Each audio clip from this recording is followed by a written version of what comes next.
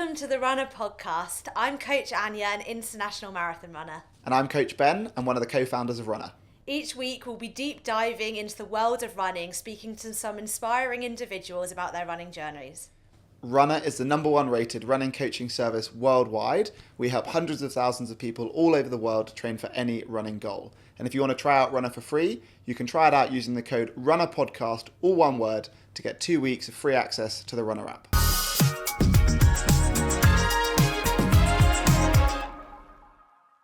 So Flora, tell us about what was it that got you started with your running journey in the first place?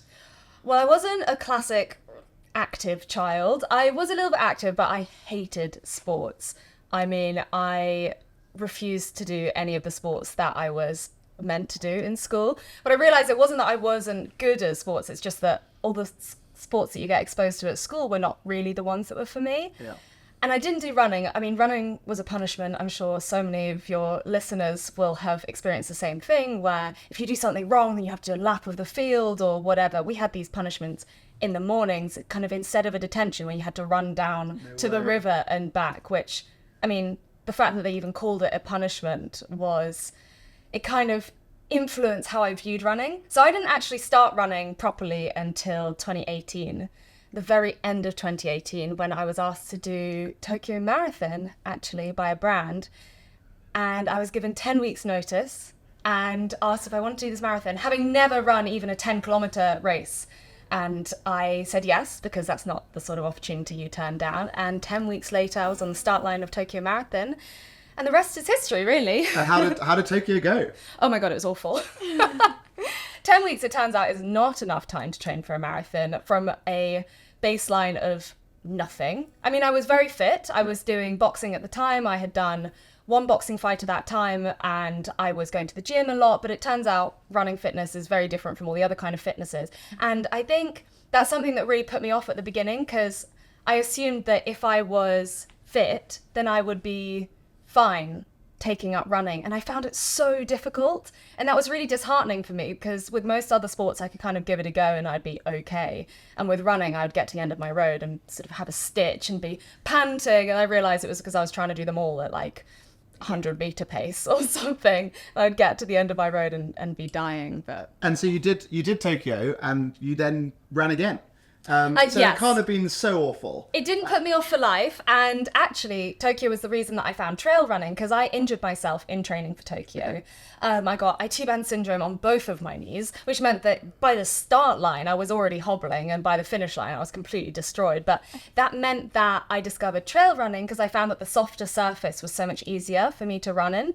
And so I was trail running a little bit more from that point, and I really loved that, because it took the pressure off times and paces, and I didn't even measure my runs by distance, I measured them by time. Yeah. And that's really lovely, and it also meant that I got to travel to some really beautiful places, and I took up ultra running in 2020, and that was from my love of trails, really. And was that just that you almost didn't want to stop at a marathon, or you wanted to like push yourself to the craziest challenge you could find, or what was it that like pushed you just from enjoying running and enjoying the trails to wanting to really see how far you could go? Well, we all know what happened in 2020, and for me it was really boredom more than anything. I was running a lot. I spent lockdown down in Dorset, on the Jurassic Coast, which is a really beautiful part of the world, and I was getting out on the trails most days of the week, and I kind of built up, and then my friend, who was at the time running a race company, she asked if I wanted to do this race that she was hosting up in the Peak District, and I thought, I've been doing the same trails for like 8 months now, I would really like to travel somewhere else. I kind of didn't even think about the fact that it was an ultra marathon. I mean, at that point I'd run one marathon and that was it. Like, I hadn't even done a half at that point.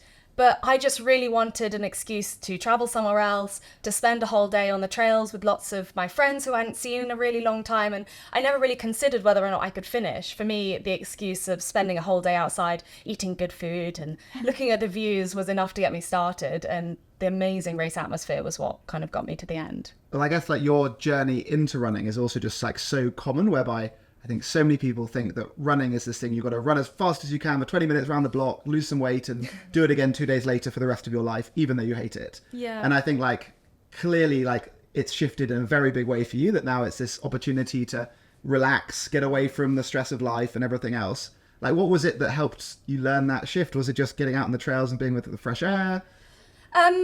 Yeah, you're right. I think it was really difficult because actually a lot of the people that I looked up to growing up used running as a way of losing weight. And I think that's so common, especially for us 90s babies, you know, like it's heroin chic was the kind of fashion of the day, and everyone was trying to be as thin as possible, as skinny, and rather than exercise being used as a way to strengthen themselves and to build resilience and whatever, it was used as a way to get as small as possible. And that wasn't very motivating for me, to be honest. You know, I tried I tried to do all of that, but it wasn't it didn't make me happy enough to want to go out. And then when I discovered trail running, that was what really got me excited to go out. And I'm a nature nerd. I really enjoy spending time outside. My background's in biology. I just really nerd out on being in nature. And trail running kind of gave me an excuse to be able to do that every single day. And I think also with my Instagram, it had a bit of a shift to kind of trying to encourage other people who also thought that they weren't good enough, because that's exactly what I had thought. And so I was being a lot kinder to myself, because I was like, how do I want other people to view themselves? And then I kind of got to lead by example in that way. So I'm a lot kinder to myself now than I was when I started, and kind of incidentally my performances have got a lot better because of it. Yeah. And I guess like you've showcased your journey before running and since running all on social media. How have you found that? Obviously, it's amazing to get to inspire everyone else. And what got you to start sharing that journey, and how have you found that's affected the love of running? I mean, it's a real privilege. I've been doing it for 13 years now. So yeah, a long time before I started running. It was when I was doing my GCSEs that I started. And originally it was just food, and then it was food and playing squash. And then it was my boxing fights, and, you know, going to the gym, Kayla at Cena's, BBG, you know, like whatever I was doing at the time, I was sharing it on Instagram, just really organically. And I never really considered I could make a job of it. I can't really remember what your original question was. How does it affect like motivation now? Because do you feel that you have pressure to run and share that story, or does it make it easier to run because you want to keep yourself accountable to sharing your story? How does it affect the passion? There is a certain level of pressure, but I don't think that's actually from anyone else. I've always wanted to do my best at whatever I do, and since I have chosen running as the thing that I do at the moment and the thing that I speak about on my social media, I don't want to just be someone who, you know, talks about running but doesn't really walk the walk or run the run, I guess. I want to be good. I want to train. I want to showcase everything about running to people, but like not as a professional runner, because although it's like highly inspirational, like your stuff is incredible, it's not, you know, I'm never going to run the paces that you're running. And for me, actually, like a lot of the stuff on social media that I look up to are people who are very average, you know, like people who are like me.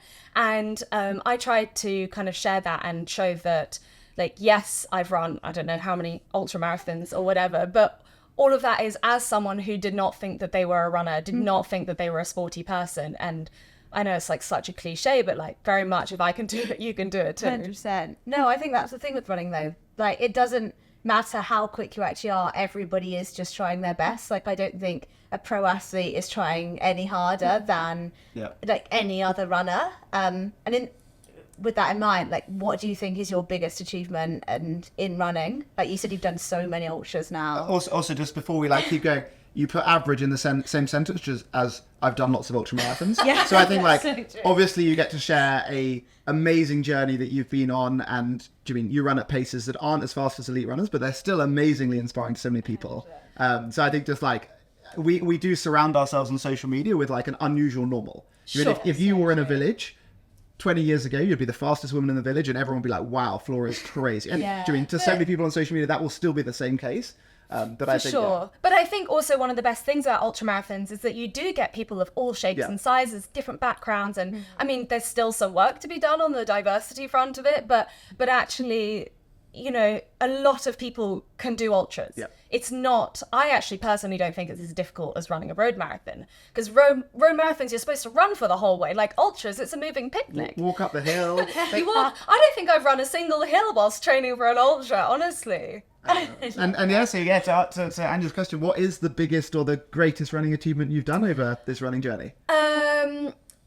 For me, achievements are, like I said, not to do with times or paces really, but about beating my own expectations of myself, really. And there have been a few times where that has happened. In fact, every time I finish an ultra, I'm like, oh my God, I can't believe I just did that, which is such a great feeling. But there are a few that stand out. One of them was the Race to the Tower ultramarathon, which is 84 kilometers, 85 kilometers or something, along the Cotswold Way. And it's so beautiful. I love it. And 5 weeks before I did that, which was in 2022, 5 weeks before, I'd run a 4-day ultramarathon in Croatia that had completely destroyed me. I mean, it was amazing, but horrendous. You know, it's like very much type 2 fun, verging on type 3 at times. Not the conventional taper. No, not the conventional taper. I was like, it's either going to prepare me really well or it's going to completely ruin my chance of this one. But so I turned up to the start line, with like a couple of niggles in my ankles, not expecting to do well at all. And then I kind of just kept getting faster throughout, like so it's 2 marathons back to back, basically. The first marathon was only 2 minutes slower than my personal best marathon time. So I was kind of like, oh Christ, this is going to go horribly wrong. And then the second one, I kind of was like, right, I'll take it a little bit easier. And then towards the end, I was like, you know what? I'm bored of being out here. I'm just going to go really fast. And so I just took off, and I was running with a friend of mine. And he was like, what the hell are you doing? And we're 80 kilometers into an 85k race. And I was just like, yeah, I'm bored of being out here. And I also just knowing that you're not doing a multi-day and you don't need to run tomorrow probably allows you just to leave nothing behind. 100%. So you can drain yourself right to zero. And I timed it perfectly. I couldn't have taken an extra step at the finish line. And that knowledge of what your body is capable of is something that you kind of build through doing more and more races. And I think actually the 4-day ultra, those 5 weeks previously, had prepared me really well. Because I didn't do a single day of draining myself to zero until the last day, because otherwise you can't do the following one. So anyway, 85 kilometers, I came in like 6th female or something, which I was delighted with, because I had no expectations. I didn't even know if I could do the distance. I'd only ever done 50k ultras, single day ultras up to that point. So to nearly double it was quite something. Did you make it harder for yourself by having to vlog on the way around as well? I certainly did. Yes, I vlog all of my races, not just because it's my job, but also actually I really enjoy going back and kind of looking at the roller coaster of emotions and also the views. Like I say, I really enjoy being outside, and to be able to go back and watch that at times is really nice. And you mentioned kind of like times for marathons and things like that. Presumably that's what also makes it so satisfying and relaxing almost to go and do an ultramarathon, which is that like you come up to a hill, pace slows down, you walk, whatever it is, you're struggling, you're feeling great. Either way, it doesn't matter. And you just get to enjoy being outside with nature. And then the feeling of crossing the finish line is amazing, rather than sometimes if you're doing a road race and your happiness is driven by a time on the finish line, which almost seems crazy that people are going to maybe be happy on the finish line depending on that time. Is that a big thing that keeps you on the trails? It is. And actually I've got a bit of a mental block against road marathons because Tokyo was such a disappointment for me. Not the race itself, obviously that was incredible. The city is phenomenal and it was such an amazing opportunity, but I didn't have anything to compare it to. So I'd kind of been given times by everyone around me, you're capable of this, you're capable of this, and I had no knowledge of what I was actually capable of. So when I shuffled around in, I think it was like 4:28, it's the average time for a marathon, so it was by no means bad, but it was so much slower than I had hoped for myself. And like you say, we surround ourselves by people who we look up to, and a lot of those people have really, really fast times, and I was really disappointed in my own time, and I knew that I should be happy to have even completed that distance. In training, I didn't go further than 26 kilometers because I just didn't have the time. And there was the risk of injuring myself further. So I really had to limit how much I was doing. And I had no idea what I was capable of for 42 kilometers. And to hobble home, I almost had to crawl the last 2 kilometers. Honestly, it was awful. To hobble home in 4.5 hours was less than I had hoped for. And I think that was a bit traumatizing for me, not to mention the disappointment from some followers who probably didn't mean it in a negative way, but I think they thought I was capable of so much more. And I think people really invest in the people that they see online. And I felt like a disappointment, not just for myself, but also for the people who had kind of put their trust in me and who were looking up to me. Whereas with trails, I mean, most people have never run 50 kilometers or 80 kilometers or a 4-day ultramarathon. So, you know, if you say you're out there for 9 hours, people are like, wow, 9 hours, rather than being like, God, that's slow. Yeah. Well, I think exactly to your point, which was that like all runners, no matter whether you're elite or whether you're right at the start of your journey, doing someone going and doing park run, they're going to push themselves as hard as they can at 5K. And it's almost more impressive for the people who spend 35, 40 minutes on the course than those who smash around in 15. Yeah. They've got to work for twice as long, working just as hard. So obviously it'd be extremely impractical if all races were done 30 minutes as hard as you can see your bodies go. Because where do you put the finish line? It'd be impossible. But as a result, you can really see, I guess, the psychology to that. Yeah. But I guess even the way that we think about Runna is so intertwined to that same perspective. So a lot of people will message us and be like, I want to do a this time marathon. Why can't I tell the app? And we don't want to work Runna backwards from a goal because essentially your training would then be determined by how good your expectations are of your ability. So instead, all we care about is how good someone is today. And then we'll give them the very best training to where they want to get to. And if that means that someone's going to go and get a 3 hour and 3 minute marathon, that's the right time for them. And if they're going to go and do a during 3:31, like that's the right time for them. And we shouldn't be making their training slightly too hard because their ambition is slightly more than is what they expect, or the opposite, making their training too easy because they're maybe slightly under ambitious. And I think like with that in mind, we should almost just really focus on learning to love what we're doing, turning up to training consistently because it's fun. And over the long term, who knows what we go on to achieve. I think that is the thing, you know, if you enjoy it, you're going to want to show up, you're going to work harder. And at the end of the day, you're going to probably be a better runner for it and happier, which, you know, we do these things for fun. I mean, you do them professionally. I do these things for fun. Which means that if it's not fun, like, what is the point in doing it? You've got to keep it enjoyable. Have you found the love for marathons again since Tokyo? We'll see, because right after this, I'm heading out to Paris with the runner team to do Paris Marathon, which is only my second ever road marathon. I think I've done the marathon distance or thereabouts probably 8 times or something, 8, 9, 10 times. But road marathons, no, that's still a new one for me. And I'm excited to see how it will go. And as I'm sure we'll discuss in a bit, I've been quite ill recently, so it actually, in a weird way, takes the pressure off a lot. I know I'm not going to get a PB time. You know, my PB is on the trails. And I feel like that will be the case for a while. And that's fine. Because actually getting to that start line and hopefully getting to that finish line is such a big achievement for me at the moment. And I think that lack of pressure is going to make it a whole lot more enjoyable. And so with that in mind, like, how do you think about approaching the run itself? Are you just out there to enjoy the views and surround yourself with all this amazing positive energy? I will push myself. I mean, it's in my nature. I'm a really competitive person with myself and what I'm capable of.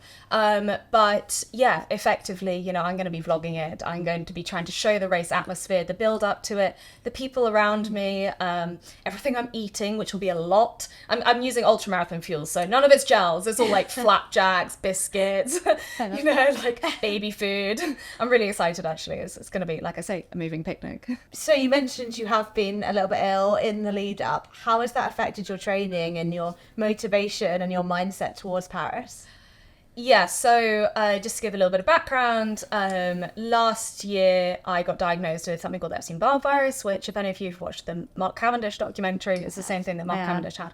And, you know, nearly destroyed his career. And it's so under-recognized. I mean, like, even though he had this entire medical team and everyone around him, you know, it took a while for him to get diagnosed. And getting a diagnosis for myself was nigh on impossible, despite turning up to the doctors with privately paid for blood tests showing new and worsening signs of stress in my body. It was really difficult to get anyone to take me seriously. So in December 2022, I had glandular fever, and then I had long-term repercussions from that. So EBV is the virus that causes glandular fever, and some people don't recover quickly from that. So some people, you know, feel a bit tired for a month or so after glandular. Other people get it for a year. Other people get it for a decade. And it's really unknown, but it's very similar to kind of long COVID or chronic fatigue syndrome or ME, all those kind of things. It's basically like long-term fatigue. And thankfully, so I tried to race 4 ultras through this. So 3 at the beginning of last year. And then I ran OCC as part of UTMB week in August last year, which was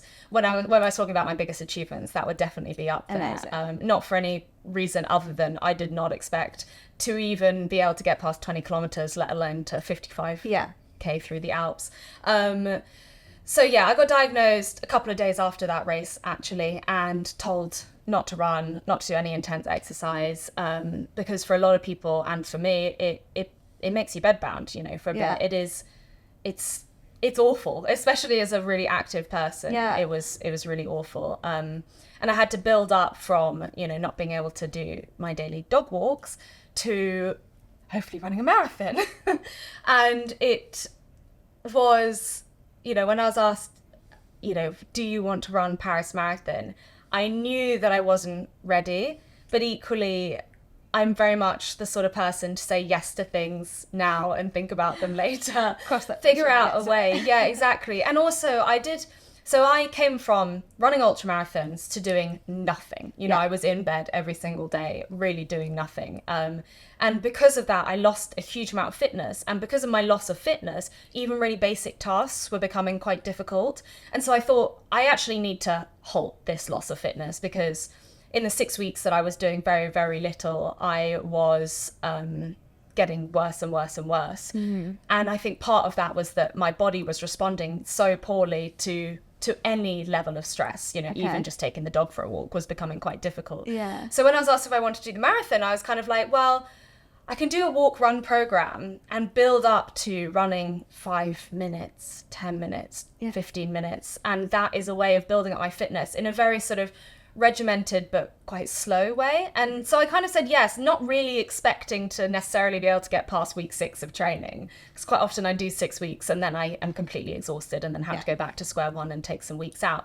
I factored in an extra 2 weeks to my training program in the knowledge that I might need to take off a week here and there. Unfortunately, I got ill. I had a relapse like the day that I was supposed to start my 2 weeks early. So I ended up pushing it back and actually just doing the normal 16 weeks that you would usually do. And it has been a steep learning curve. Yeah. I can't do the training program, in the way that I would really like to. I went from running 6 days a week and doing 2 gym sessions a week to walk running 3 days a week and no gym, nothing, just nothing extra at all. And that was a struggle, but I think it's worked really well. It was a gamble for sure. Yeah. And I'm always reluctant to kind of give any advice on this because everyone is so unique. I'm just really lucky that I came from such a high fitness level beforehand so that I could kind of build up to it in a way that was kind of safe. But I think it was borderline. I really do. I would probably say I could do with an extra 6 weeks. Yeah. And do you think looking up to,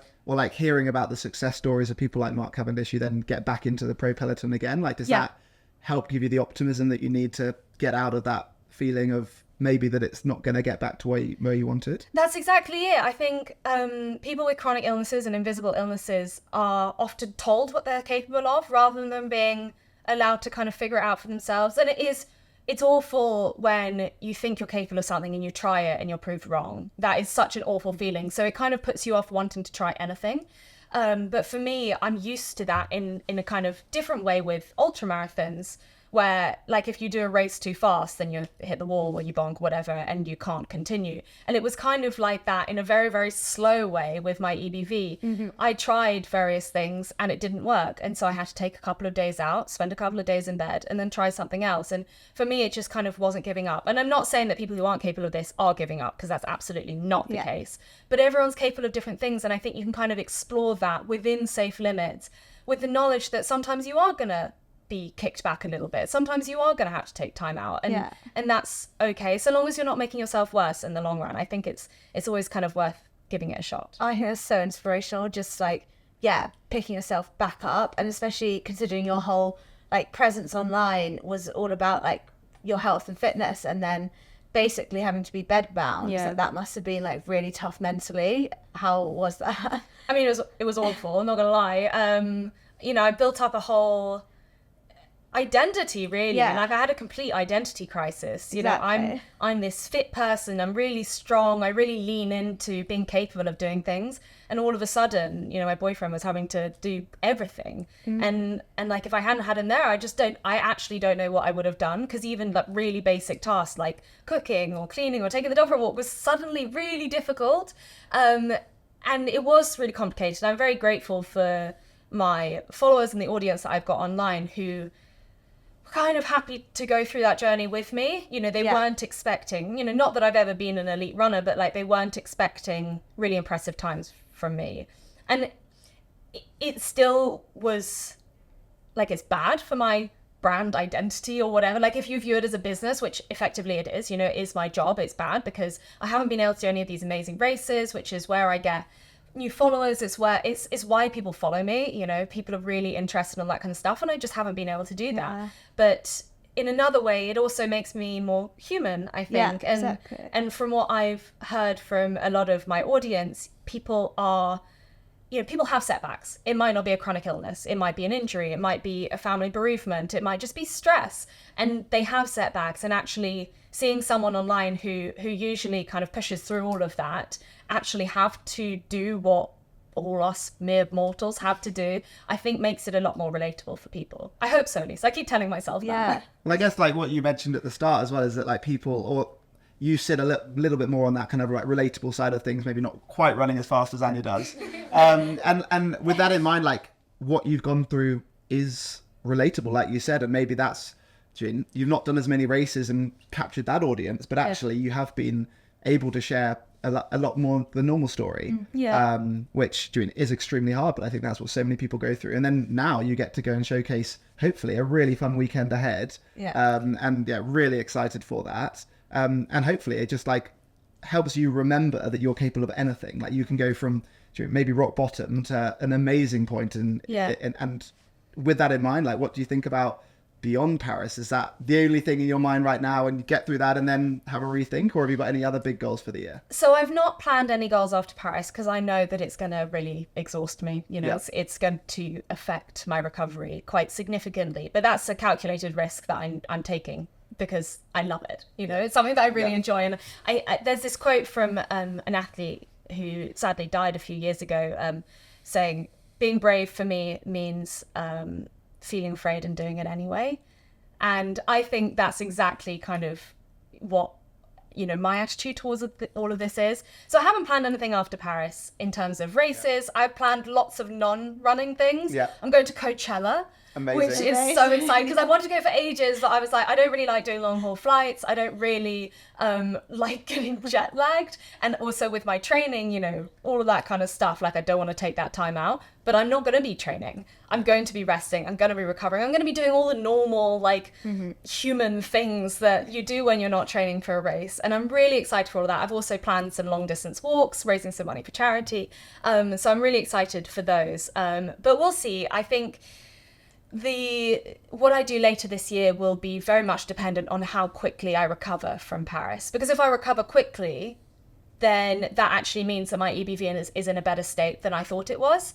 And that will be a really good sign. So I might be able to do an ultra later this year, but I don't want to push myself into something that will set me back even more, because it basically creates this energy hole that you pay back that energy loss with interest.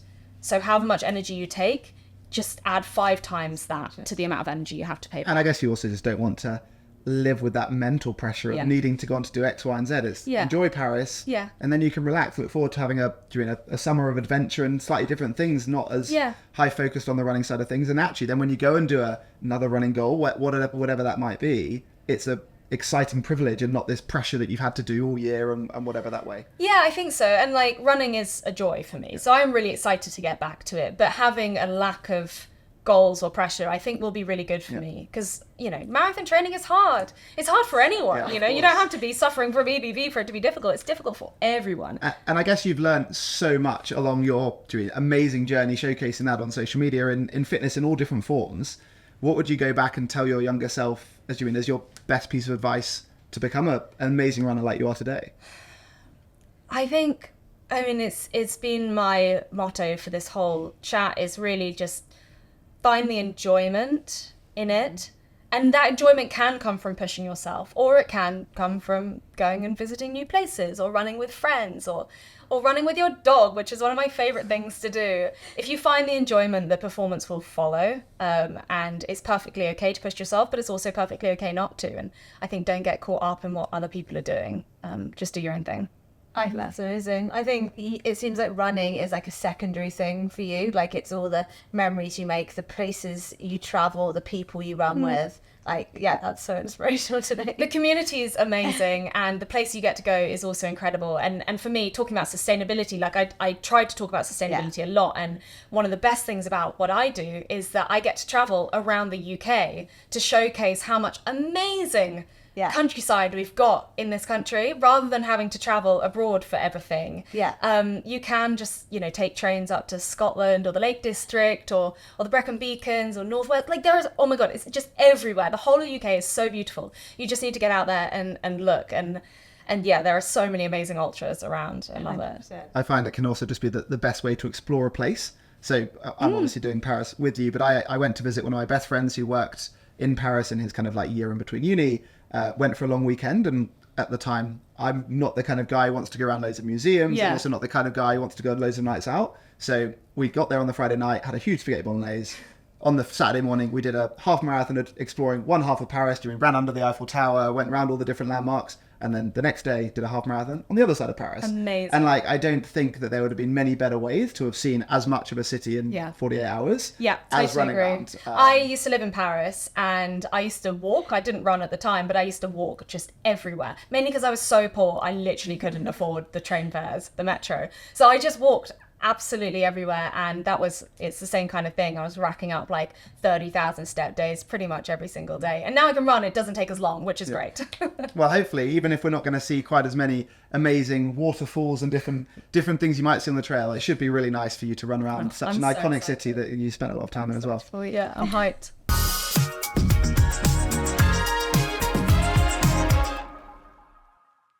Today's tip is on the long run. The long run is exactly as it sounds. It's long. How far you go will depend on your ability and what you're training for, but the most important thing is to build your long run volume gradually each week. If you're following a runner plan, we will do all this for you, making sure you're progressing at the right rate and getting in the right number of long runs before your main event. The long run not only builds endurance, but is a good time away from the hustle and bustle of daily life. Post-run endorphins hit differently after a long run.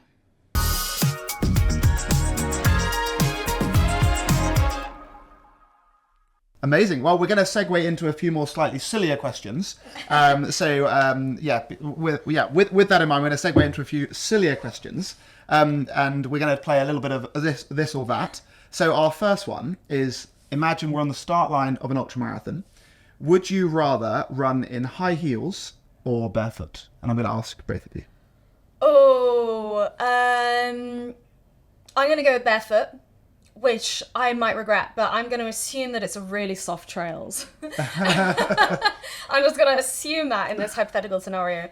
And I'm going to walk a lot of it because that's what I do on ultramarathons, and that'll be fine. What about you, Oh, Emily? it depends how high the heels are. If they're a nice wedge with a nice platform toe, that's basically just a high stack height. Like That's just outside. hokers. Exactly, that's what I mean. If they're stilettos, it's another story. Okay, so you're both. So you're on I'm high heels. Okay. I'm on heels. I think heels. I think I'm definitely I'm definitely on your side with the barefoot there. The closest I've got to that is doing an ultra in barefoot sandals. Oh wow! But not quite barefoot. Sounds awful. The problem: would you rather your barefoot ultramarathon in winter or summer? Summer. Summer, even with the hot, dry ground and the stones. Floor with lava. Okay. That would make Cross better. feet. Yeah. Okay, very good. Very nice. And what about you and your stilettos? Would you rather, presumably sunny, so you're sinking into the trails? Slippy, or I was thinking on the ice. There was like a world record of a guy doing a barefoot ultramarathon on like a glacier. Oh my god! Like the other. Presumably he got frostbite and burnt his soles of his feet. She was so bad. I don't know. Anyway, well, you can look forward to him coming on the podcast next week. No, I'm joking. So number 2. So you're on the start line of Paris Marathon. But they've removed all the aid stations and substituted them for either beer or coffee. Which would you rather? So you either progressively get more and more hyper and hopefully that helps in some way, or you get progressively more and more drunk, which maybe numbs the nerve. No, yeah. So you're either basically get more and more drunk or more and more caffeinated. Which would you rather? Beer. Beer. For sure. I mean, I don't even like beer really, but they used to drink beer as a hydration anyway in the older days when water was unsafe and would give you cholera. Yeah. So but I don't think they ran that many marathons. no, this is true, but still I reckon beer. I mean, I would be royally buggered at the end. But I think I'd rather that than have a heart attack. I don't really drink caffeine very much. I've just had a tea, but that's as far as we go really. So yeah, I think I'd actually just die if I had that much coffee. I was saying beer. My dad reckons you can like live off beer. Yeah, I reckon you can. It's electrolytes. Does your dad run marathons? No, but then I was also thinking my New Year's resolution was less than 5 coffees a day, so I'm used to it. Like I could have 5 coffees in a marathon, I'll be fine. That's mad. Yeah, it's not good. No. Like, I mean, like from a optimal performance perspective, like caffeine is a productive performance enhancer. Coffee. Obviously, not in the format of coffee, and there's a secondary problem of coffee, which is probably heading to the toilet. Yeah, which might slow us exactly. down. I reckon beer would be fine. Plus, can I just say, this is my claim to fame.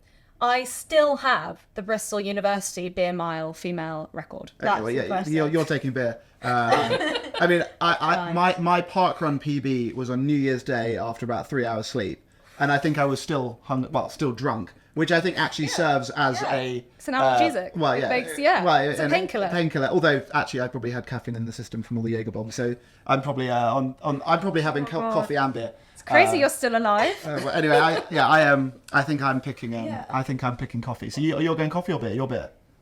Coffee. You're coffee, and then you're a beer 100%. Beer, yeah, okay, amazing.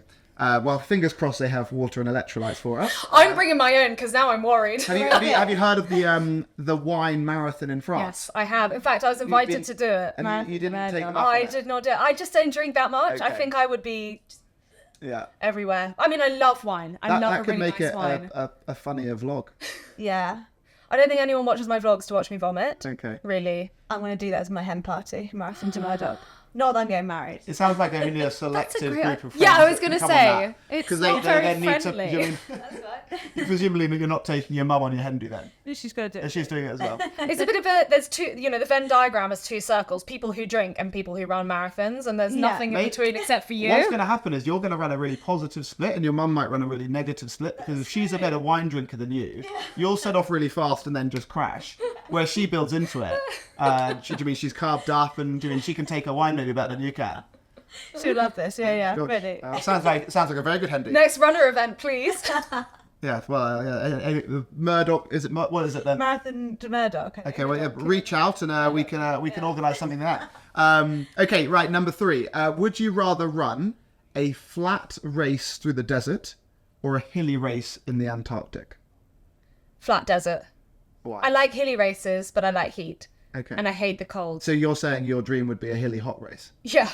So a hilly desert race. The worst parts of both. Would you rather a hilly desert race or a flat? No, probably still flat. Okay. Flat running's still easier, but I like hilly races because you get nice views. Okay.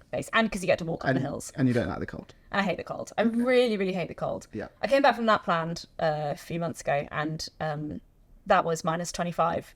And I bought all of the expedition gear, borrowed everything just so that I wasn't cold. I was wearing we're in the Arctic Circle, but it wasn't that bad. And I was like a penguin. Okay. So, yeah. And what about you, Annette? Yeah, I think I'd have to do the desert. I feel like I basically did that last week. But to get dehydrated, it's really hard to come out the back of that. But then I'd be very constricted if I was in snowsuits. Yeah. So I'm with you both. I lived in Greece for 2 years, so I'm used to the heat. And you're still wearing. To be honest, I would actually sign up for that. Yeah, I really want to. So this isn't really like a. Normally, what would you rather? Is one really nice one, or 2 really awful in different spectrum. But you actually just like one. To be honest, I'd probably sign up for both. Okay. There's a nice ultra that I want to do, and there's a desert 5-day ultra that I also want to do. So there we go. I'm down for both of them. Right. Well, 2 things that you definitely won't actually want to do is the next one. So would you rather burpee your way for 5k, or hop for 10k? And I assume you're not signing up for these goals. No, absolutely not. This seems like the sort of thing Alex Crockford would do. He did he climbed the Shard maximum number of times that anyone's ever done it or something. I don't know. Anyway. Was that just up and down the lift then? No. Because I think that would probably be a clever way to beat you, That would be very if smart. that counts. I'm going to do burpees for 5k. Hopping just uses one leg. I reckon I'd get injured before the end of... Well, what if we said 5k on one leg and then the other 5k on the other leg? No, So it's I'd still training. be dead, absolutely dead. I'm not strong I enough. was hopping. You're hopping. I'm hopping. For 10k! 5 on each leg. Like, burpees are going to take a really long time. I'm burping. Yeah. Okay. We're on the same wavelength. Nice. Right, well, we're going to move on to reading out some very silly and embarrassing stories that our listeners have sent in. So if you want to send in your most embarrassing story, please send them into podcast@runner.com or send us a voice note to our Instagram and we can share them on next week's episode. Do you want to do you want to go first? I had a very funny message in from Anonymous, from Hackney Half actually, and they finished without a top and a glove because of a few toilet difficulties along the way, which I just found so funny being in a race. Gosh, that would be very embarrassing to explain why you're kind of finishing like Michael Jackson. And topless, yeah. Have you had any embarrassing instances on your running adventures? Well, every ultra runner has poo stories. Yeah, squat and drop. Squat and drop. The 4-day ultra that I was talking about before in Croatia, in the 4th day and the 3rd day, they didn't have any vehicles. There was no vehicle access. So rather than having clean water, we had to drink from the wells. And no one had told us that we had to bring water purification tablets. And so we were drinking this water that I looked at the water. It was not clean. It was not good. But also it's that or dehydration. Yeah. So I kept drinking the water and everyone was just sort of tooting along like so, every stride. It was awful. And then there was this amazing section that was very much like up in the mountains, and I had like these holes through, and you could just see people like dotted along the route just squatting on the side in these nature-made toilets. Anyway, I've got a collection, an album of my favorite wild wee spots, and I love that. made it onto there. Yeah, I love that. That sounds like ultramarathon's not hard enough, so let's make you drink dodgy water. I feel really bad for them because I don't think they knew either, to be fair. But they must have stomachs of steel if they tried that in advance and were fine. There must have been a lot of complaints of chafing at the campsite. There were a lot. Yeah, there were a lot of complaints. Well, we've had another silly one that sent in, which is someone who was on her first date in the middle of winter and tripped 8k into their 10k run, fell face down into a muddy puddle in a white top, which is obviously very embarrassing for them. And they are still dating that person however much longer later. Well, it happens to the best of us. Honestly, I fall over my own feet when I'm walking, so, you know. Yeah, no, absolutely. Okay, Well, dating run stories. yeah, well, no, please send us in your embarrassing stories or your successful love stories as well. Well, moving on from there, we have one more very silly question, which we use every time. So you're on the start line of a marathon, completely naked. You can bring 3 things. What 3 things are you bringing? Do I have to stay completely naked? Well, Can I wear a pair of shorts? Well, that's one of your right. Oh, okay, fine. Okay. I know. A one piece. Nice, very clever. Yeah. And is that is it a baby's one piece that covers their socks, or is it kind of like it's got to be tight. leotard It's kind of got to thing? be like one of those rowing ones, but with a top half as well. Yeah. Maybe like a tri-suit. Okay, So yeah, I don't run very triathlons, cool. so I don't really know how they work. That's quite. You've but- got your pockets as well that way. Yeah. And it's meant for sports. Because otherwise I'd be knocked out by my boobs and it would just... Okay, so you've gone for a tri-suit. That's quite clever, actually. So we've had a lot of people say shorts and sports bras, which Yeah, then, see, no. yeah, okay, so you're one step ahead. So Okay. one item gone. Excellent. A pizza. You're running with a pizza. You got to fuel yourself. Okay, that is a unique one. Okay, so you're starting at the start like currently dressed up in the pen. In a your tri-suit. tri-suit with a pizza box. With a pizza. With a pizza. Okay. got I you. don't think I need the box. I reckon I Okay. can fold it into 4. Okay, and is that in your tri-suit In one of pockets? my pockets. Okay, got you. Nice. Okay. What flavour pizza? Oh. Because you get a bit of protein, or you're a vegan, is that right? Yeah. No protein for me.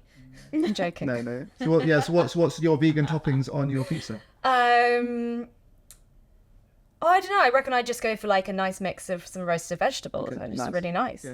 A little bit of vegan cheese, not too much, got fatties and Okay. and that's carbohydrates, a bit of Just, yeah. If you lather it in oil, you can rehydrate I will at the be same time. lathering it in oil. Okay, so you've got your nice pizza in your pocket. Yep. You've got your tri-suit. And then I guess I'm going to need some sort of liquid. So, I don't really know. Yeah, I just reckon like a litre bottle of Tailwind. Lovely. Gosh, that is an ultra runner's collection. So you're doing your marathon barefoot with your tri-suit, and you're also not going to put it on Strava. You're not going to. No, I was going to say my phone because I think it would be really fun to capture this experience. But then you wouldn't be able to show the pizza because you left the pizza behind. Yeah, exactly. Or I'd just die of thirst. Or you left the tri-suit behind, and then you probably don't want to put it on YouTube. Yeah, you can't be doing that. So it's a bit difficult. I reckon if I was running through wherever in a tri-suit with a pizza, other people would be filming it for me because they'd be like, "What the hell is going on?" And what about this marathon has aid stations? Oh. So now you don't need your Tailwind and your pizza. What do you bring? I'd probably put some shoes on because that would be really nice. What shoes are you going for? We're on the start of the Paris Marathon. Okay, well, I'm going to be wearing Brooks Hyperion Elite 2. Okay. I think. Are they a carbon shoe, an everyday shoe? They're a racing shoe. I believe they're a carbon shoe, but they're very soft compared to a lot of... Yep. I mean, they're responsive, but they're not, like... Nice. Hard. Okay, so you're in your tri-suit and your carbon shoes. Looking forward to the aid stations. What's your last item? Yeah, I'm gonna have to vlog this.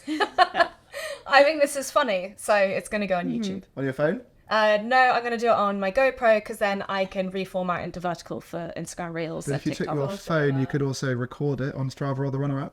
Oh yeah. Oh no, that's it's difficult. It's not on Strava now. And if you don't put it on Strava, it doesn't count. Everyone knows that.